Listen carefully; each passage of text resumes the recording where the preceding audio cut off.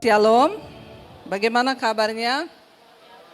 Luar biasa karena kita punya Tuhan yang luar biasa. Ya, hari ini saudara saya diberi tema ya, bulan ini gereja masih berbicara tentang bagaimana kita fokus menetapkan sebuah prioritas dalam hidup sebagai orang Kristen.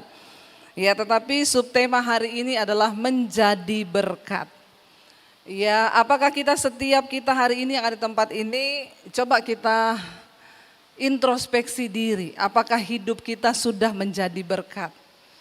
Ya, menjadi berkat diawali tentunya dari keluarga dulu.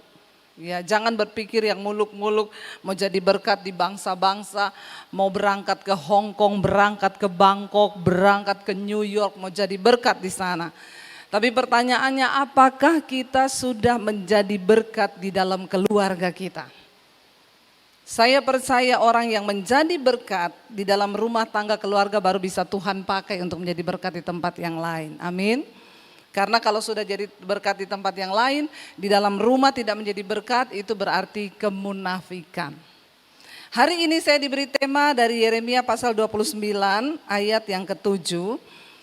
Tapi seperti biasa saya ingin kita membaca perikop ini dari awal agar kita tahu kenapa ada ayat ini, saudara.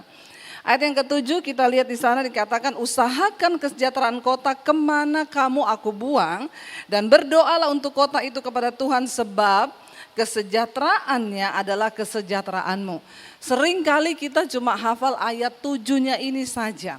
Tapi kita mau lihat dari awal, kenapa ada ayat ini, dari mana ya, supaya kita mengerti.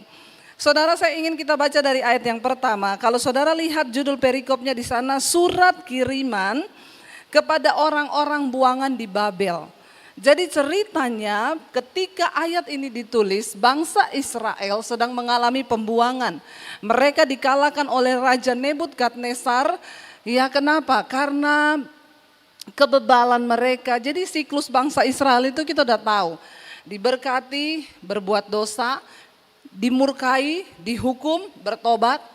Nanti kalau bertobat dikasihi lagi sama Tuhan, murka lagi, akhirnya mereka berdosa lagi, dimurkai lagi, seperti itu terus.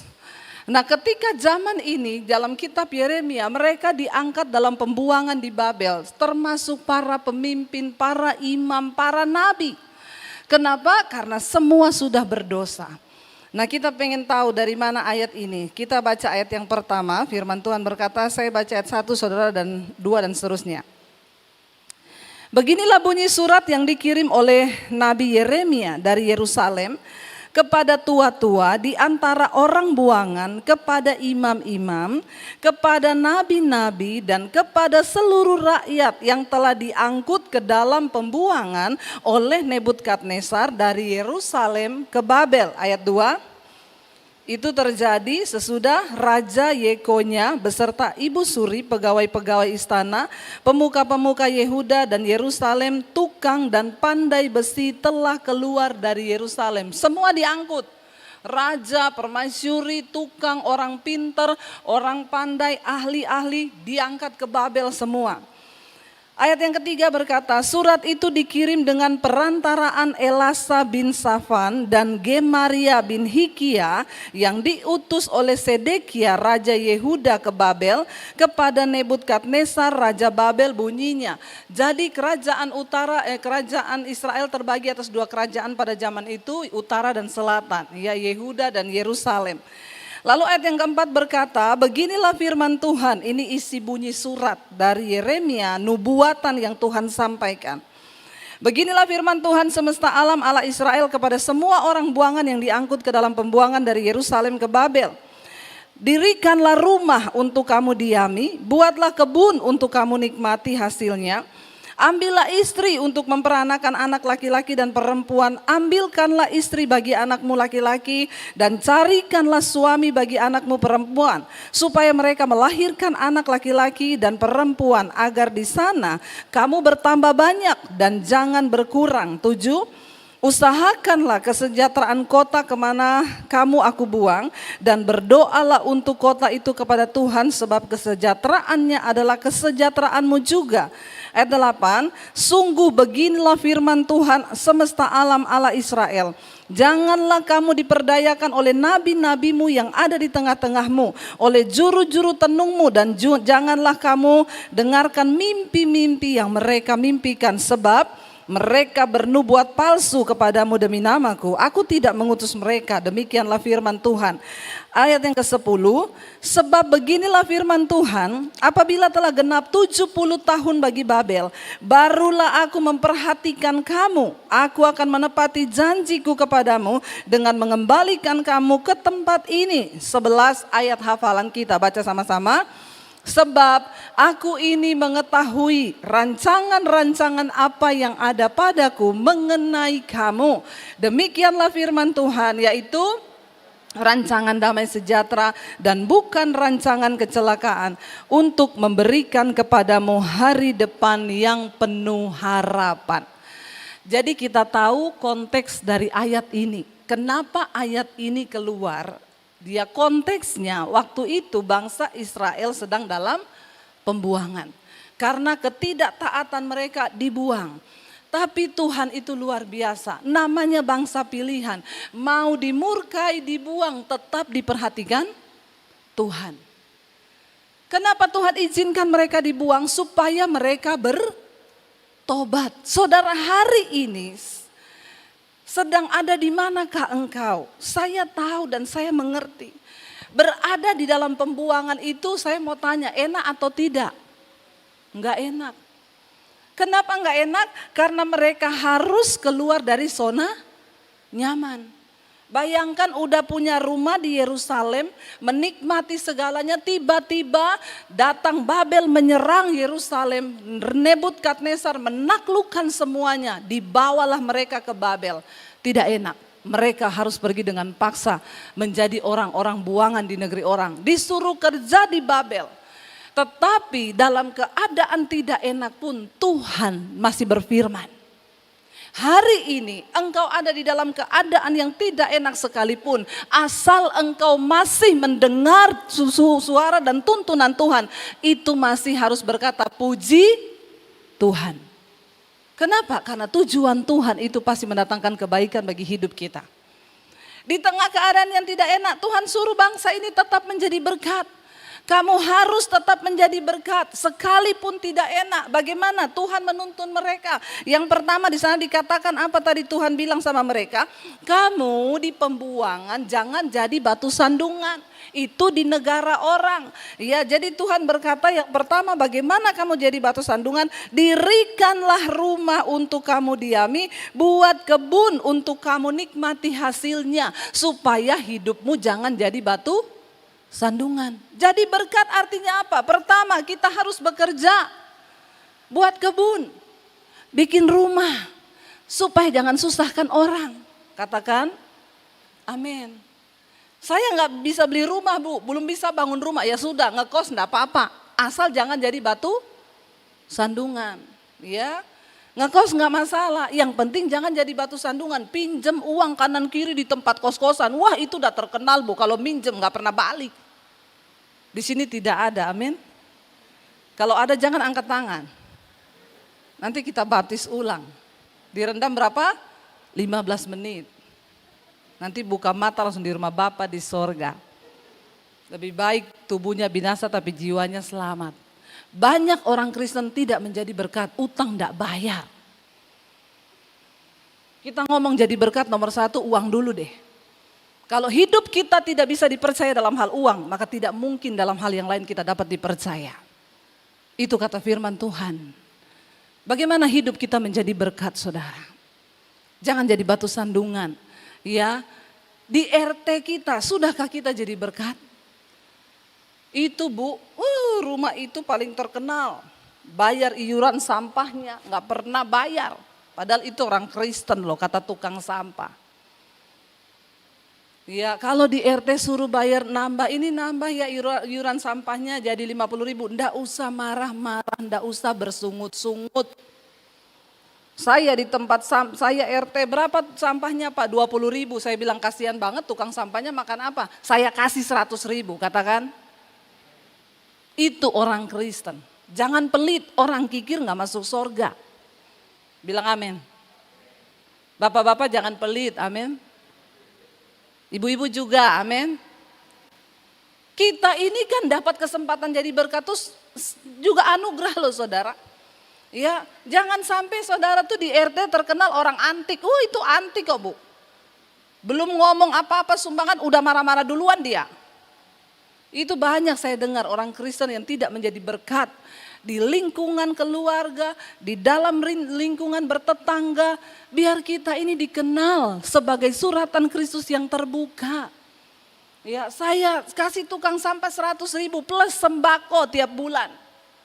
Bagaimana dia tidak senang mengambil sampah di rumah saya. Kadang bukan hanya sampah, kue saya kasih saudara. Jadi dia suka. Ada orang bayar sampahnya telat terus, itu udah marah-marah, dinaikin 5.000 aja marah-marah. Udah gitu kata tukang sampahnya, itu bu paling telat, sampahnya paling banyak.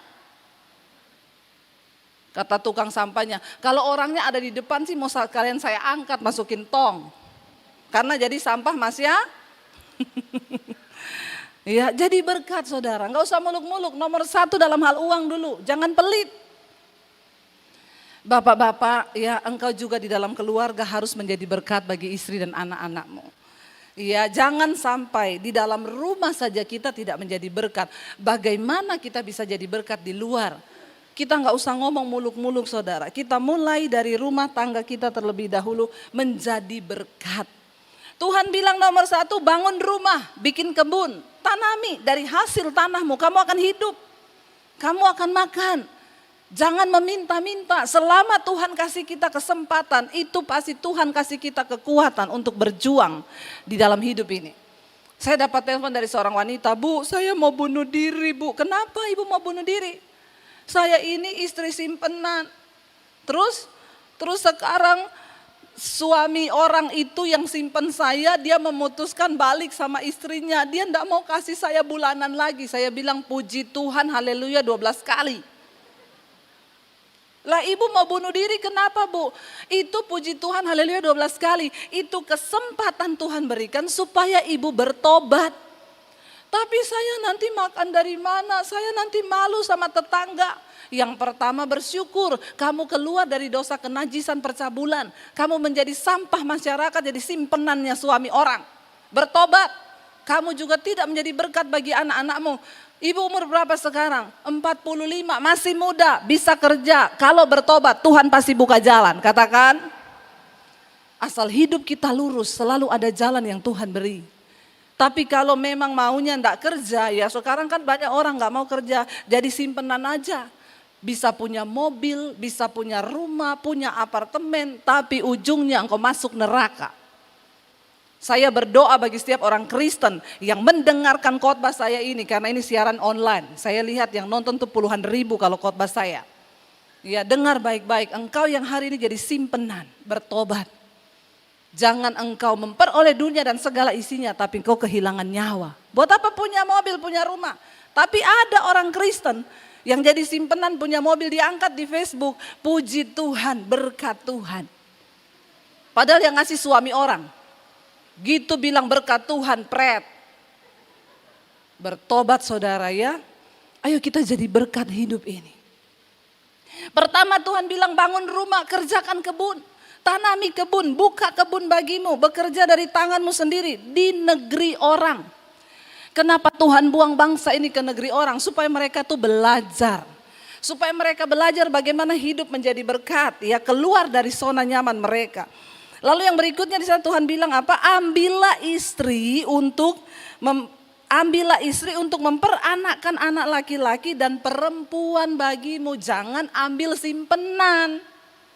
Ambil istri kata Tuhan. Supaya dia tidak bersinah. Supaya kamu itu sah. Ambil istri, ambil suami. Jangan hidup di negeri orang dalam kenajisan, melakukan percabulan, melakukan perselingkuhan dengan istri orang, dengan suami orang. Bertobat, Tuhan bilang bagaimana kamu jadi berkat, ambil istri. Kalau kamu perempuan, ambil suami, lalu beranak cuculah di sana. Ketika kamu sudah punya anak, Tuhan bilang lagi, ambilkanlah istri bagi anakmu laki supaya ndak kumpul kebo. Ambil istri yang sah. Kalau engkau punya anak perempuan, di sana dikatakan apa di sana? Ya, dan carikanlah suami bagi anakmu perempuan. Supaya apa kata firman Tuhan? Supaya mereka melahirkan anak laki-laki dan perempuan, agar di sana kamu bertambah banyak dan jangan berkurang alias punah. Tapi zaman sekarang itu saudara, apalagi di luar negeri ya, kita lihat orang-orang sekarang bergeser nilai-nilainya, mereka itu banyak tidak mau punya anak. Tidak mau terikat dalam ikatan pernikahan. Jadi di luar negeri itu mereka bilang, ya udah kita pacaran tinggal bareng, oke, kumpul kebo, yang penting jangan punya anak. Jadi kalau kita sama satu kali nanti mau pisah ya pisah aja, nggak ada ikatan. Itu yang terjadi sekarang. Dunia semakin bergeser. Tidak menjadi berkat kalau orang itu hidup sama-sama tapi tidak menikah. Tuhan bilang carikan anakmu istri, carikan anakmu suami supaya mereka tuh beranak bercucu di sana. Lalu di sana dikatakan apa? Usahakanlah kesejahteraan kota kemana kamu aku buang, dan berdoalah untuk kota itu kepada Tuhan. Sebab kesejahteraan kota itu juga kesejahteraanmu. Mari kita mulai hidup saudara, makanya saya bilang berdoa menjadi berkat. Kita doakan bangsa ini, kita doakan kota kita doakan lingkungan kita. Tidak usah muluk-muluk, dimanapun engkau berada jadilah berkat. Saya ini sudah melihat bagaimana ketika kita berjalan dalam ketaatan, Tuhan bahkan sanggup membalikan keadaanmu. Apa yang tidak mungkin bagi Tuhan itu mungkin. Apa yang gak masuk akal, bagi Tuhan masuk akal. Saya berulang-ulang bersaksi, awal pandemi kemarin itu bagi saya dan suami, kemungkinan terburuk kita jual rumah Jakarta pulang ke Solo. Tapi saya bilang sama Tuhan, Tuhan apapun yang terjadi dengan hidupku, mau saya kehilangan rumah, kehilangan segalanya, bagiku Tuhan tetap baik. Awal pandemi tahun lalu kita cuma punya uang 10 juta. Anak saya bilang, saya mau kuliah mam, enggak usah kuliah dek, tidak menentukan masuk surga itu kuliah. Karena memang saya sudah enggak tahu jalan ini apa, pandemi sampai berapa lama, kita benar-benar enggak ada pemasukan. Ya, saya enggak tahu harus berbuat apa, tetapi saya cuma percaya satu firman Tuhan, orang yang setia taat melakukan firman, pasti akan melihat penggenapan janji Tuhan. Bahkan di tempat pembuangan, dimanapun engkau berada, Tuhan akan menyertai. Apa yang terjadi saudara? Cuman 1 tahun saya melihat Tuhan membalikkan keadaan. Gak jadi jual rumah, malah beli rumah. Wow, gak Tuhan kita. Tuhan kita ajaib. Ya, bahkan beberapa waktu yang lalu saudara yang ikuti IG saya, mungkin saudara melihat saya angkat, saya diberi mobil saudara. Bukan dari simpanan saya loh. Dari seorang jemaat mesbah doa, dia bilang, Ibu terima kasih, Ibu tidak pernah mengenal lelah memberitakan firman siang dan malam. Karena saya bilang, memang panggilanku itu adalah menyampaikan firman. Makanya saya bingung kalau pandemi gini banyak pendeta nganggur. Pendeta enggak boleh nganggur, kita dipanggil untuk memberitakan Injil. Ya, lalu saya pernah ngomong sama suami saya, ini kan keadaan keuangan kita sudah mulai lumayan. Bolehlah saya beli mobil untuk pelayanan. Supaya kalau kamu pakai mobil saya bisa pelayanan, enggak usah naik Grab. Kenapa saudara? Karena saya pernah pelayanan naik Grab. Mau pelayanan ke Kelapa Gading. Di cabang ini tapi yang Kelapa Gading. Naik Grab saudara. Mau pelayanan ke Kelapa Gading turunnya di Sentul. Ajaib itu Grab. Saya udah bilang, Pak, Bapak tahu jalan ke Kelapa Gading? Oh tahu Bu, itu daerah kekuasaan saya. Oke, saya tetap hidupin map ya Pak. Enggak usah, saya bilang, Google Map-nya bilang, ambil jalan keluar di sebelah kiri. Pak, kata Google kita keluar sebelah kiri. Oh enggak usah dengerin dia Bu. Ibu ngapain dengerin Google itu kebanyakan salah. Pak, saya sama suami setiap kali pelayanan kemana, kami ini nggak tahu tempatnya, tapi pakai Google Map selalu benar. Satelit dilawan saudara. Udah gitu tidak tahu tapi sok tahu, dan dikasih tahu tidak mau. Cilaka memang, orang Kristen banyak begitu, akhirnya tersesat. Saya bilang, Pak keluar loh. Enggak Bu, saya tahu, tenang, pokoknya Ibu tenang saja. Lurus lagi saudara. Dia bilang lagi, Google Map-nya bilang lagi, keluar sebelah kiri. Pak kata Google Map keluar. Enggak Bu, Ibu tutup aja itu, matiin. Bener dia bablas terus. Saya lihat Pak di depan Sentul. Saya sudah garuk kepala dari Kelapa Gading, udah telepon, Ibu sudah sampai mana ya? Udah mau selesai pujian, saya bilang, Pak kenapa kita sampai di Sentul Pak? Ini kita pasti jauh, saya pulang bagaimana, ini saya mau pelayanan telat. Akhirnya saya udah kemerungsung, stres, keringetan, akhirnya panas.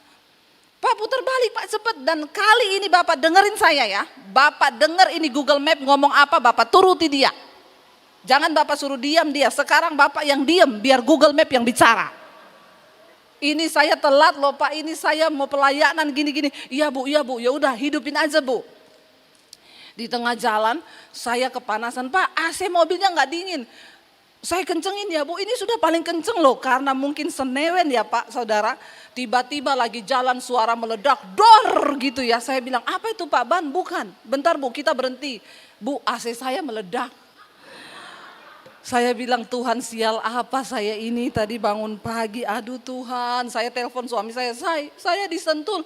Kenapa bisa sampai ke Sentul? Ya dapat Grabnya sok tahu. Astaga lah, makanya kan akhirnya udah saudara tanpa AC melanjutkan perjalanan, semakin keringetan lagi. Ya saya sampai mereka udah ngulang-ngulang pujian, saya nyampe dalam keadaan keringetan, saya khotbah. Sopirnya bilang, saya tunggu aja ya Bu, terserah. Yang penting pulang, antar saya pulang ke rumah, jangan bawa saya ke Sentul lagi. Atau ke Parung sana. Iya Bu. Udah saudara, akhirnya dia sudah merasa bersalah juga. Udah saya khotbah pulang saudara. Akhirnya sampai rumah, ya dia SMS saya. Ya saya tadi perbaiki AC di bengkel. Habisnya berapa? Saya tanya, 600.000 Bu. Ngantar ibu bayarannya segini, AC-nya malah meledak 600. Ya sudah Pak, minta nomor rekening, saya transfer 1 juta saudara. Bayangkan, sudah mengalami yang tidak enak, tapi tetap harus menjadi berkat. Waktu saya transfer 1 juta dia balas gini, Alhamdulillah ya Allah, subhanallah. Subhanallah. Terima kasih banyak loh Bu, saya itu nggak bayangkan kalau penumpang saya bukan ibu terus AC saya meledak, mana ada yang mau ganti. Iya puji Tuhan, tapi lain kali Pak, dengerin Google Map, Bapak sebelum jadi sopir Grab belajar dulu. Ya biar tahu arah dan jalan, kasihan juga kalau penumpangnya dibawa putar-putar gitu habis waktunya. Saudara ya ayo. Kita jadi berkat yuk. Akhirnya saya bilang sama suami, makanya beliin saya mobil yang kecil supaya saya bisa nyetir. Tiba-tiba ada yang WA, Bu saya mau minta maaf ya.